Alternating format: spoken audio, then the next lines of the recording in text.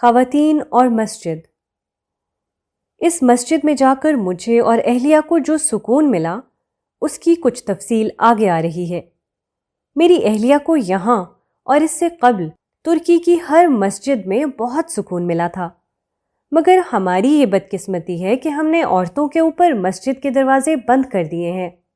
اس دور میں تو اب یہ عملی ضرورت بھی بن گئی ہے کہ سفر اور ملازمت پر نکلنے والی خواتین مسجد میں جگہ نہ ہونے کی بنا پر نماز قضا کر دیتی ہیں، مگر ہمارے ہاں لوگ خواتین کو مسجد میں داخلے کی اجازت دینے کے لیے تیار نہیں۔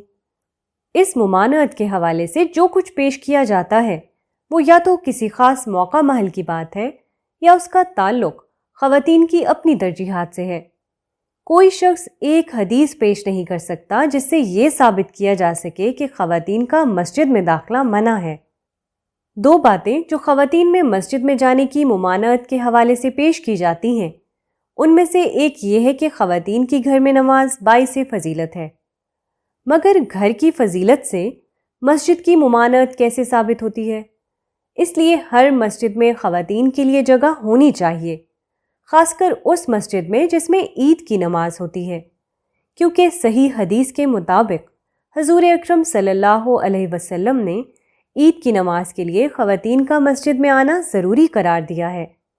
تاریخی طور پر بھی ہم جانتے ہیں کہ دور رسالت اور خلافت راشدہ دونوں میں خواتین مساجد میں جاتی تھیں، یہاں تک کہ دور رسالت صلی اللہ علیہ وسلم میں مسجد سے واپس جاتے ہوئے ایک خاتون کا ریپ ہو گیا۔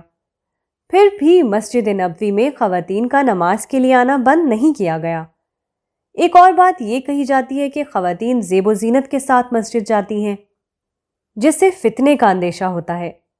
ہمارے نزدیک اگر کوئی ایسی بات ہے تو اس کا درست طریقہ یہ ہے کہ ان کو سمجھایا جائے کہ وہ مسجد میں اللہ تعالیٰ کی حدود کی پابندی کر کے آئیں۔ ممانعت کر دینا تو کوئی طریقہ ہی نہیں، نہ اس سے کوئی خیر پیدا ہوگا۔ ویسے بھی حضور اکرم صلی اللہ علیہ وسلم کے زمانے میں جب صفیں آگے پیچھے ہوتی تھیں تب یہ کوئی فتنے والی بات تھی۔ اب تو بڑی سہولت یہ ہو گئی ہے کہ مسجد میں خواتین کا حصہ مردوں سے بالکل الگ بنایا جا سکتا ہے۔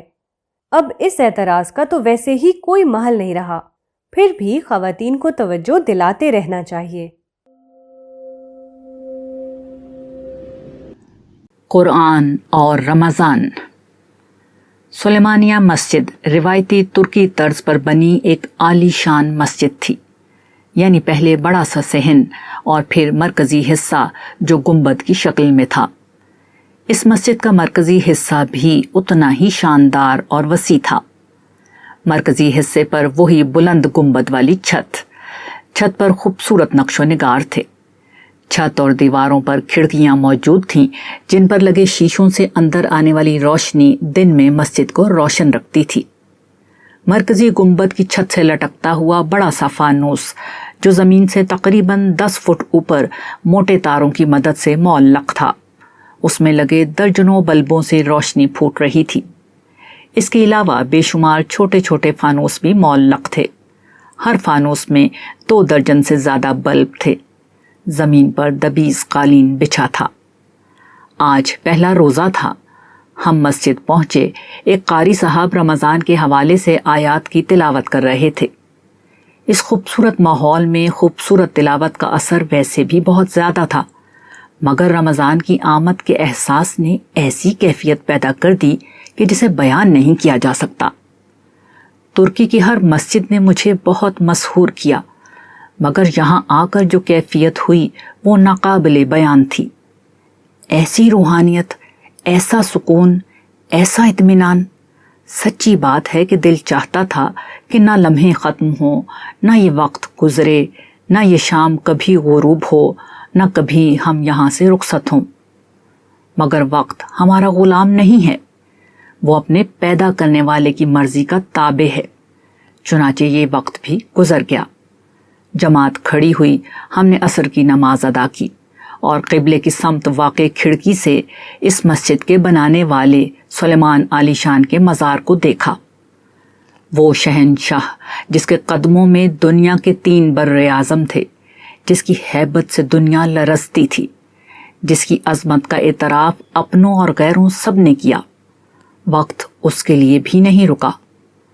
نصف صدی تک دنیا کے 3 براعظموں پر حکومت کرنے والا شہنشاہ، جس نے نصف صدی تک پورے دبدبے سے حکومت کی، جس کے دبدبے کے آگے کھڑے ہونے کے الزام میں اس نے اپنے ہی 2 سگے بیٹے قتل کر دیے، وقت نے اس کا ساتھ بھی نہیں دیا۔ میرا دل نہیں چاہتا تھا کہ مسجد سے باہر نکل کر جاؤں، مگر سلیمان کا مزار اور اس سے متصل حورم سلطان کا مزار آواز دے رہا تھا کہ آؤ اور عبرت کی نگاہوں سے ہمیں دیکھو اور دنیا کو یہ بتاؤ کہ ایک آدمی سے لے کر شہنشاہ اعظم اور ملکہ معظمہ جیسے لوگ بھی خدا کی قدرت کے سامنے کتنے بے بس ہیں۔ ہم بوجھل قدموں سے مسجد سے باہر نکلے اور سلیمان اور حورم کے مزار کی طرف بڑھنے لگے۔ سلیمان عالی شان کی عظمت۔ سلطان سلیمان عثمانی سلطنت کا 10واں سلطان اور اپنے باپ سلیم کے بعد عالم اسلام کا دوسرا خلیفہ تھا۔ اس کے دور میں عثمانی خلافت اپنے اس عروج پر جا پہنچی تھی جو اس کے بعد کبھی ممکن نہ ہو سکا۔ ایسا لگتا ہے کہ قدرت نے اسے عروج پانے کے سارے مواقع عطا کر دیے تھے۔ وہ 1520 میں اپنے باپ سلیم کی وفات کے بعد صرف 24 سال کی عمر میں تخت نشین ہوا۔ دیگر ترک سلاطین کی بنسبت اسے اقتدار کے لیے اپنے بھائیوں سے کوئی رساکشی نہیں کرنا پڑی کہ وہ اپنے باپ کا اکلوتا بیٹا تھا۔ اس کا باپ خود ایک زبردست سلطان تھا جس نے عثمانی سلطنت کو 8 برسوں کے مختصر دور حکومت میں ایک عظیم عالمی قوت اور خلافت میں بدل دیا تھا۔ سلطان سلیم دور سے قبل سلطنت بس موجودہ ترکی اور بلقان تک محدود تھی، مگر اس نے مصر، شام، فلسطین اور موجودہ سعودی عرب کو اپنی سلطنت میں شامل کر لیا۔ سلطنت کی توسیع کی اسی پالیسی کو سلیمان نے جاری رکھا۔ قدرت نے اس مقصد کے لیے اسے طویل وقت دیا اور وہ 46 برس یعنی تقریباً نصف صدی حکمران رہا۔ اس کے پاس بہترین فوج، قابل سپہ سالار اور وفادار اور باصلاحیت وزیر اور مشیر رہے۔ اس کے دور میں سلطنت کا رقبہ دگنا ہو گیا اور صرف ایران کو چھوڑ کر پورے مشرق وسطی، آسٹریا تک نصف یورپ، شمالی افریقہ اور سمندر کی سمت میں پورے بحیرہ روم پر اس کا اقتدار قائم ہو گیا۔ اس کی سلطنت کا رقبہ 1.5 کروڑ مربع کلومیٹر تک جا پہنچا۔ دنیا کے مرکز میں موجود 3 براعظموں پر مشتمل سلطنت کی حکمرانی انسانی تاریخ کی وہ عظمت تھی جو سلطان سلیمان سے پہلے کسی کو حاصل ہوئی نہ بعد میں ہو سکی۔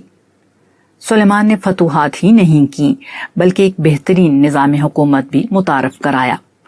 اس کی وجہ سے اسے سلیمان قانونی بھی کہا جاتا ہے۔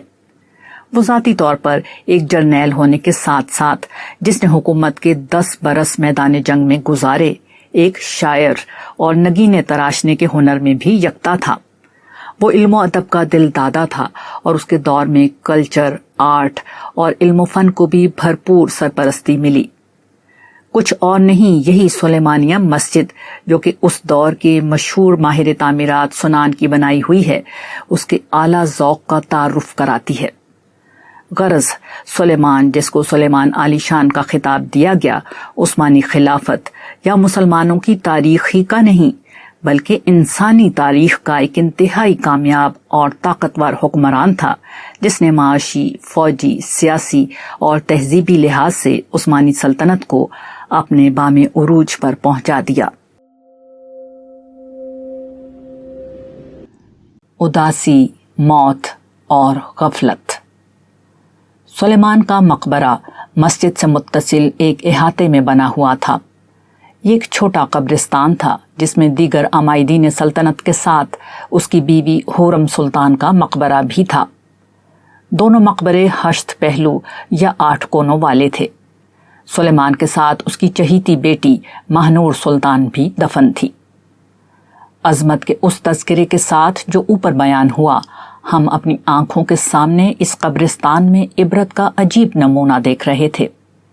کچھ دیر پہلے مسجد کے ماحول میں جس روحانیت نے ہمارا احاطہ کر لیا تھا، ان قبروں کے سامنے وہ روحانیت گہری افسردگی میں ڈھل چکی تھی۔ قبر کا گڑھا ہر عظمت کا آخری انجام ہے، مگر نہ جانے انسان کس مٹی کا بنا ہوا ہے۔